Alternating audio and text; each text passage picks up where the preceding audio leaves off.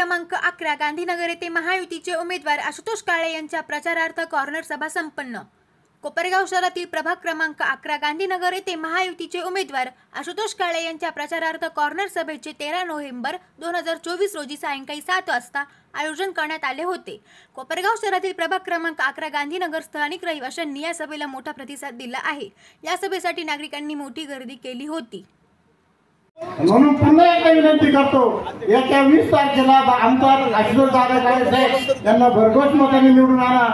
दादाचा अनुक्रम नंबर आहे, दादाची निशाणी आहे घड्याळ, घड्याळावरचं बटन दाबून दादाला जास्तीत जास्त मताने विजयी करा, हे तुम्हाला सर्वांना आवाहन करतो, विनंती करतो। जय भीम, जय भारत। मान्यवर इथे जमलेले माझे सर्व मतदार बंधू आणि भगिनींनो, माननीय आशुतोष दादा काळे यांनी आपल्यासाठी महिलांसाठी सर्वात प्रथम पाण्याचा प्रश्न सोडवलेला आहे।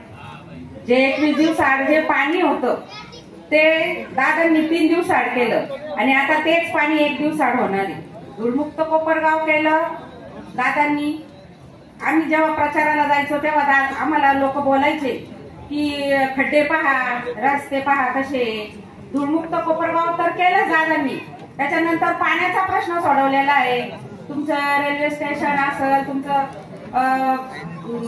MIDC मध्ये आता मुलांना आपल्या काम पण मिळणार आहेत। तेव्हा येत्या 20 तारखेला दादांना घड्याळ या चिन्हावर सर्वांनी जास्तीत जास्त गांधीनगर भागातून जास्त लीडनी दादांना निवडून द्यायचंय, एवढं बोलते 2 शब्द।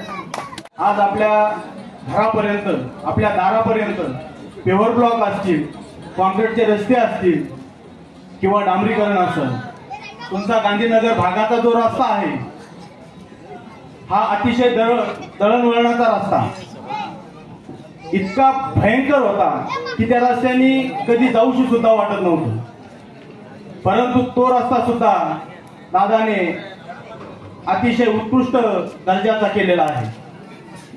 दादांनी या गोरगरीब जनतेला वैद्यकीय सेवा मिळावी म्हणून आपल्या कोपरगाव मध्ये जो सरकारी दवाखाना आहे त्याच्या पाठीमागे उपजिल्हा रुग्णालय याचं सुद्धा काम चालू झालेलं आहे। कारण आपल्या गोरगरिबांना प्रायव्हेट दवाखाना परवडत नाही, म्हणून 100 खाटाचं ICUचं हॉस्पिटल दादांच्या माध्यमातून त्याचं काम चालू आहे। तसेच आपल्या पोलीस कर्मचाऱ्यांसाठी 7 मजली इमारतीचं काम चालू आहे। जो देशाचं, महाराष्ट्राचं रक्षण करतो तो आपला पोलीस बांधव यांची किती गैरसोय होती ती दादांनी हेरली आणि त्यांना सुद्धा असे उत्कृष्ट घर देण्याचं काम दादांनी केलेलं आहे। पंचवार्षिकचा काळ आपल्या गांधीनगर भागासाठी अतिशय चांगला गेलेला आहे। मी फक्त गांधीनगर भागासाठी याच्यासाठी बोललो कारण की गांधीनगर भागामध्ये जेवढा विकास या मागच्या पंचवार्षिक मध्ये झाला तो मला वाटत नाही का मागच्या किती काळामध्ये झालेला असेल। आज आपली इथे काँक्रीटचे रस्ते असतील, पेव्हर ब्लॉकचे कामं असतील, हे सर्व मान्य आमदार साहेबांची जी ताकद आमच्या सर्व नगरसेवकांना भेटली त्यामुळे आम्ही सर्व काम करू शकलो। आज मला माहिती माझी आई सुद्धा नगरसेविका होती, त्या काळामध्ये काम करण्यामध्ये आणि आता आशुतोष दादा आमदार झाल्यानंतर आम्ही आमच्या प्रभागामध्ये किती कामं केले ते आम्हाला माहिती आहे। आपण बघितलं असेल का या गांधीनगरचा जो रस्ता आहे, आपण जो जिमदला रोड बोलतो, त्या रस्त्याने या भागातला प्रत्येक नागरिक या ठिकाणाहून जातो। आपण आठवा 3-3.5 वर्षापूर्वी या रस्त्याचे हाल किती होते, या रस्त्याला किती खड्डे होते, पण ते सर्व कोपरगाव शहरातले जे प्रमुख रस्ते असतील ते सर्व मान्य आमदार आशुतोष दादा काळेंमुळे झालेले। माझे मित्र आता बोलले तर आपल्या कोपरगावला या ठिकाणी धुळगाव नावाचं समजलं गेलं होतं, ते नाव पुसण्याचं काम मान्य आदरणीय आशुतोष दादा काळे यांनी केलेले। नफर से बड़ा होता है, जो दूसरों के मुसीबत में खड़ा होता है वही सबसे बड़ा होता है। असे आमचे लाडके आमदार आशुतोष दादा काळे साहेब, दादाचे भरपूर काम आहे। पाण्याची समस्या असले, गटारीचे सगळे प्रश्न माहिती आहे, मात्र दादांचे अजून काही काम आहे लोकांना माहिती नाही। दादा हे दिव्यांसाठी ना प्रत्येक प्रत्येक महिन्यात ते बस देतात आणि दिव्यांगांना नगरला सिव्हिल सर्टिफिकेट काढण्यासाठी नेतात. हे काम लोकांना माहीत नाही. त्या कमीत कमी आतापर्यंत 1500-1600 अपंगांनी याचा लाभ घेतलेला आहे आणि त्यांना त्यांचे पैसे पण चालू झालेले आहे. म्हणून एवढं सांगतो का दादाला प्रचंड मताने विजय करावे असं सांगतो आणि माझे भाषण संपवतो. आपण आज आशुतोष दादांना भरघोस मताने निवडून द्या या विनंती करता आज या ठिकाणी जमलो. प्रथमतः मी तुम्हाला सांगतो की 20 तारखेला आपण एक आमदाराला मतदान नाही करणार तर आपण एका कॅबिनेट मंत्र्याला मतदान करणार आहे. हे लक्षात ठेवून सगळ्यांनी 1 नोव्हेंबर मतांनी आशुतोष दादाला मतदानासाठी उपस्थित राहावे. गेल्या 2019च्या आधी या कोपरगाव शहराची परिस्थिती सगळ्या वक्त्यांनी तुम्हाला सांगितली आहे. 2019 नंतर जो या कोपरगाव शहरामध्ये कायापालट झाला तोही आपण सगळ्यांनी बघितला आहे. 2019ला ज्यावेळी दादा निवडून आले त्यावेळेला आशुतोष दादांनी आपल्याला सगळ्यांना एक शब्द दिला होता की पाण्याची समस्या असेल, रस्त्याची समस्या असेल मी सोडवेल. पण 2019 नंतर दादा निवडून आल्यानंतर कोरोनाच्या महामारीने आपल्याला 2 वर्ष आपल्याला अडकून ठेवलं. त्यानंतर राहिलेल्या 3 वर्षामध्ये आशुतोष दादांनी या कोपरगाव शहराचा जो बऱ्याच वर्षाचा जो प्रश्न होता पाण्याचा, आपल्याला पाणी 21 दिवसाआड यायचं, चालायला रस्ते नव्हते. या कोपरगाव शहराचं नाव धुळगाव म्हणून पडलं होतं. आमदार आशुतोष दादा काळे यांनी अहोरात्र कष्ट घेऊन आज आपल्याला जे दिवस 3 दिवसाआड पाणी येतंय हे करण्यासाठी दादांनी जे काही कष्ट घेतले सर्व कार्यकर्त्यांनी या कोपरगाव शहराने बघितलं आहे. हे 3 दिवसाआड पाणी येतं आपल्याला फक्त हे दिसतंय, पण यासाठी आशुतोष दादांनी मंत्रालय असेल, कोपरगाव असेल, खालून वरपर्यंत जी अडथळ्यांची शर्यत होती ती पार पडली आणि आज आपल्याला 3 दिवसाआड पाणी येतंय. पण यावरही दादा समाधानी नाहीये. आपल्याला रोज आणि दिवसाआड पाणी कसं येईल यासाठी ते प्रयत्नशील आहे. म्हणून तुम्हाला मी एक विनंती करतो की या कोपरगाव शहराचे जे धुळगाव नाव पडले होते ते आशुतोष दादांच्या माध्यमातून या कोपरगाव शहराचे सगळे रस्ते झाले. आपला पाण्याचा जो मोठा प्रश्न होता की 8 दिवसाआड 21 दिवसाआड पाणी यायचं, त्या दरम्यान जर कोणाचं लग्न निघालं, कार्य निघालं, कोणाचा अंत्यविधी असला तरी आपण ते सगळं टाळायचो, पण फक्त पाण्यासाठी या कोपरगाव शहरात थांबायचो. पण आशुतोष दादांनी 3 दिवसाआड पाणी केलं त्यानंतर आपण या सगळ्या गोष्टीतून मुक्त झालो आहे. आशुतोष दादांनी पाण्याची, रस्त्याची ही सगळं करत असताना या कोपरगाव शहरामध्ये 18 ते 20 समाजाला समाज मंदिर बांधण्यासाठी भरघोस निधी उपलब्ध करून दिला. या कोपरगाव शहरामध्ये आपल्या सर्वसामान्य नागरिकांना दवाखान्याची समस्याची भेडसावत होती. काय एखाद्या जर घरामध्ये पेशंट जर पडलं त्याला एखाद्या मोठ्या हॉस्पिटलमध्ये ऍडमिट करायचं ठरल्यानंतर पहिला प्रश्न यायचा त्या पेशंटची तब्येतीची तर काळजी राहायची, पण पैसे कसे उपलब्ध करायचे हा एक मोठा विषय आपल्या सगळ्यांच्या डोळ्यासमोर राहायचा. पण आशुतोष दादांनी हा सगळा प्रश्न सोडवण्यासाठी या कोपरगाव शहरामध्ये आपल्या सरकारी दवाखान्याच्या मागे 100 बेडचं आयसीयूचं जे हॉस्पिटल काम चालू आहे त्या माध्यमातून या कोपरगाव शहरामध्ये जे काही सिरियस पेशंट असतील ते कमी दरामध्ये आपलं तिथं काम होऊन जाणार आहे. त्यामुळे अशा पद्धतीचं आशुतोष दादांनी काम केलेलं आहे. म्हणून तुम्हाला सगळ्यांना विनंती करतो की एक साधा एक आमदार असून आज या कोपरगाव शहरासाठी या सगळ्या समस्यांवर मात केली. हा आशुतोष दादा जर कॅबिनेट मंत्री आला त्याच्या तिप्पट चौपट या कोपरगाव शहरामध्ये काम होईल. म्हणून 20 तारखेला आपण सगळ्यांनी आपल्या आजूबाजूचं मतदान असेल, आपले नातेवाईक असतील, सगळे काही असतील या सगळ्यांना सांगून या कोपरगाव शहरामध्ये आशुतोष दादाला भरघोस मताने निवडून द्या व येणारा जो भविष्यकाळ आहे आपल्या मुलाबाळांचा जो भविष्यकाळ आहे उज्ज्वल आहे आणि त्यासाठी आशुतोष दादाशिवाय पर्याय नाही. कोणाच्या भूलथापेला बळी पडू नका आणि 20 तारखेला 1 नंबरचं बटन, 1 नंबरचं काम व या महाराष्ट्रामध्ये आपल्या सगळ्यांवर जबाबदारी की आशुतोष दादा 1 नंबर मताने निवडून द्यायची आपल्या सगळ्यांवर जबाबदारी आहे. आणि 1 नंबर मताने निवडून आल्यानंतर आपले दादा 1 नंबर मताचं काम महाराष्ट्रामध्ये आपला कोपरगाव तालुका घेऊन जातील यात काही शंका नाही. पुन्हा एकदा विनंती करतो की आशुतोष दादाला 20 तारखेला भरघोस मताने निवडून द्या एवढीच विनंती करतो. माझे 2 शब्द संपवतो. धन्यवाद.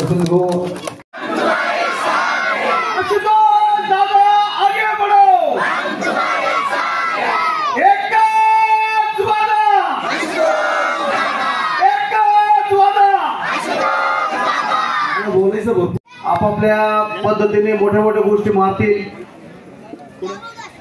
मात्र मी भाषण नाही करणार, मी फक्त जे खरं आहे ते सत्य आहे ते तुमच्या समोर आहे ते बोलणार.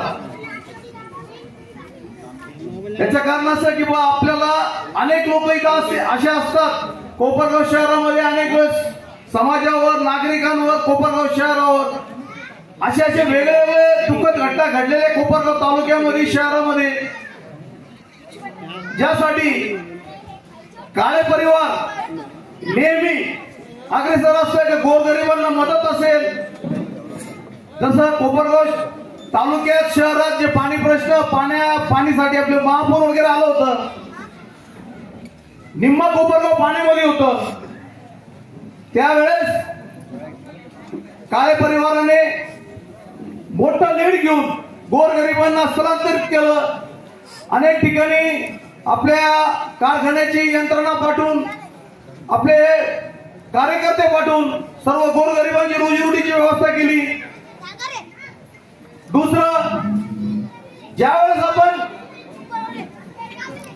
गेले अनेक म्हणजे लहानचे मोठे आपण कोपरगाव मध्ये झालो, जिथं आपण जन्माला आलो, हे माझं घर आहे शेजारी, तुम्ही सर्व इथले स्थानिक लोक आहे, तुम्ही इथं लहानचे मोठे झालो, मी तुमच्यापेक्षा लहान आहे, तुमच्या मुलासारखं आहे, भावासारखं आहे.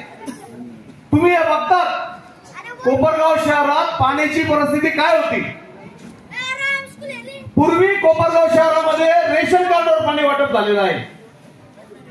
लहानपणी आम्ही बघायचो 2 वेळेस नळाला पाणी यायचं. लहानपणी बघायचो 2दा पाणी यायचं नळाला. त्यानंतर पाण्याची कंडिशन अशी भयानक होत गेली का पाणी 8 दिवस, 10 दिवस, 15 दिवसांनी एकदा पाणी प्यायला मिळायचं. 28 दिवस तर रेकॉर्ड ब्रेक झालं. कालांतराने आमच्या नशिबाने आशुतोष दादा काळे या आमदार संघामध्ये उभं राहिले मतदारसंघात, आणि आपण आपल्या आशीर्वादाने ज्यावेळेस त्यांना इलेक्शन मध्ये निवडून आणलं, त्यांनी स्टेजवर उभे राहून एकच शब्द घेतला होता, आपल्याला एकच विचार केला होतं का आपल्याला कोपरगाव शहराचा पाण्याचा प्रश्न मिटवायचा आहे. ज्यावेळेस ते गांधीनगर, सुभाषनगर, टिळकनगर अशा भागात फिरतात त्यावेळेस फिरत होते, त्यांनी टाक्या बघितल्या आणि त्यांच्या डोक्यात एकच म्हणजे विचार आलं काही लोकांचे पाण्याच्या टाक्या आहे ते आपल्याला त्याच्यावर सुटका लोकांना घेऊन द्यायची. आपल्या छोट्या छोट्या गल्ल्या गोळ्या आहे ते ज्यावेळेस प्रचारला फिरायचे तर भाई पाण्याची काय कंडिशन इथं म्हणजे महिना पाणी येत नाही, म्हणून लोक पाण्याचा बॅलन्स करून ठेवतात. त्यांनी हे विचार करून पाण्याची व्यवस्था इतकी चांगली केली का 2 दिवस आड आपल्याला पाणी मिळतंय. त्याचं सर्व काही श्रेय असेल आज दादांना आहे. येत्या 20 नोव्हेंबरला आपल्या सर्वांना आपल्या राज्याच्या विधानसभेच्या सभागृहामध्ये आपला प्रतिनिधी निवडण्यासाठी मतदान करायला जायचंय. मी या कॉर्नर सभेच्या निमित्ताने आपल्या सर्वांना विनंती करतोय, आपण सर्वांनी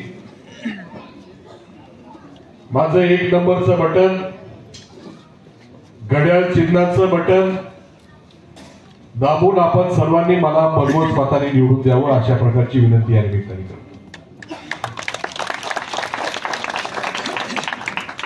त्याचं कारण असं 2019च्या विधानसभेच्या निवडणुकीमध्ये ज्यावेळेस मी प्रचाराला आलो, नगरपालिकेच्या 2017च्या निवडणुकीच्या निमित्ताने प्रचाराला आलो, त्यावेळेस आपल्या या घरासमोर भरपूर टाक्या बघितल्या. अजूनही टाक्या दिसत आहे मला. या टाक्या घालवायच्या आहे हे वचन आपल्या सर्वांना मी दिलं होतं. आपल्या डोक्यावरचा हांडा उतरवायचा आहे हे वचन आपल्या सर्वांना दिलं होतं. आणि म्हणून निवडणूक झाल्यापासून आपला पाणी प्रश्न सुटण्यासाठी दुसऱ्या दिवसापासून माझे प्रयत्न चालू झाले. आणि म्हणून आपल्या आशीर्वादाने आणि माझ्या प्रयत्नाने आपला पाणी प्रश्न जवळजवळ त्या ठिकाणी मार्गी लागतो. आज आपल्याला 3 दिवसाआड पाणी येतंय ना.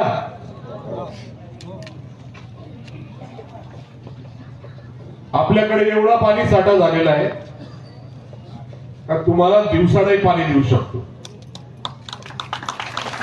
करायचं का दिवसाड पाणी?